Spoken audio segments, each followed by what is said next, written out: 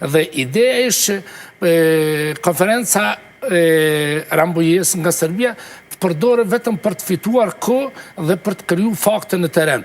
Sepse, si thuash, e kishin do mendjen. Dhe ajo ideja raciste është në kujtimet e Fisherit që thot për Milutinovicin. Thot një moment i tha edhe Olbroti, qëfar keni ju që interesoni ka shumë për këto shqiptarë, për ne mund t'i vrasim këto shqiptarë. Dhe më thonë, ideja ishte që shqiptarë vishë duhet vritet dhe nuk ishte në perceptimin dhe... Ska pas një shmëri për këtë... Jo, dhe kishte priti që me gjithat do të ndodhë përqare mrenda grupit kontaktit mbrenda NATO-s dhe nuk do të ketë intervenim të NATO-s, si e thot Miloševići, për një grup shqiptarësh të cilit ne me atëherë me ata komunistat e Kosovës dhe të Jugoslavis, thot në 45 e kemi mbledh Drenis dhe i kemi vra.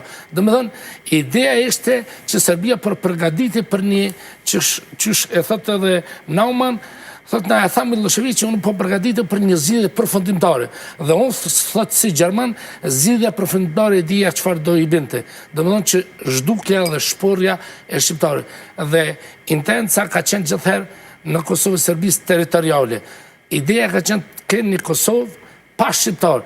Aja zhurma që bëjnë vetë viktimizuese, që kanë bërë në vitet e 10-ta, që ne e dojmë, domethënë që serbët ose shqiptarë po dojnë një Kosovë pa Serb, në fakt është një përgatitje publikut në që viktimën të bëjë agresor dhe agresorit bëhet viktim.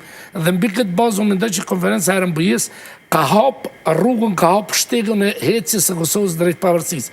Dhe unë mendoj që natyrisht që e thotë edhe Holbrooke dhe e thotë edhe Hill në librin në intervistat e tij, thotë, kishte hezitim edhe të pala shqiptare për ta nënshkruar. Por ne ju ndihmuam sepse Serbia po llogariste që pala shqiptare nuk do ta nënshkruajë marrëveshjen.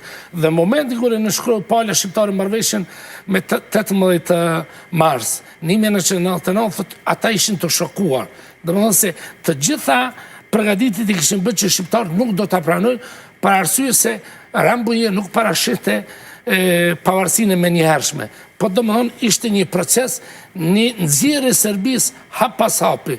Dhe unë mendoj që Rambujë nuk ka qenë defekti të Rambujë. Defekti ka qenë që vetë bashkimi komuniteti evropian atëherë që ka qenë domosdoshmëria evropiane në vitin 1999 me interpretimin e kushtetutës jugoslave si Bibël, një kushtetutë ideologjike që ishte me elemente dhe më thonë sovjetike, ku vetëm popujve slav ju njihej e drejta për vetëvedose, dërga shqiptarve jo, që me komisionin e patentere, shqiptarve dhe më thonë ju pamundësua ideja e shkëputjes